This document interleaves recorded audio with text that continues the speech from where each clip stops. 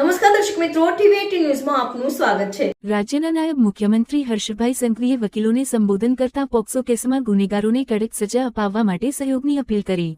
તેમણે કહ્યું કે રાજ્ય સરકાર વકીલોના પ્રશ્નો પર સકારાત્મક અભિગમ ધરાવે છે અને દીકરીઓ અભિગમ જોડે કામગીરી કરી રહ્યા છે અને એ કામગીરી છે કે પોક્સોના કેસોમાં હિસ્ટોરિકલ અને ઝડપમાં ઝડપથી કઈ રીતે આરોપીને સજા અપાવી।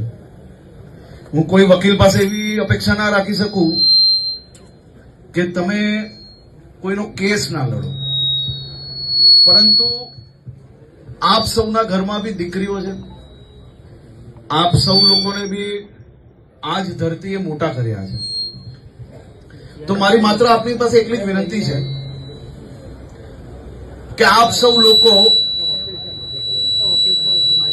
આ પ્રયાસમાં સાથે કઈ રીતે જોડાઈ શકો, ઓછામાં ઓછી તારીખો પાડવામાં અને ઝડપથી ઝડપ જે ગુનેગાર હોય એને સજા અપાવવામાં તમારા લોકોના સહયોગની અપેક્ષા બી જરૂરથી અમને સૌને છે।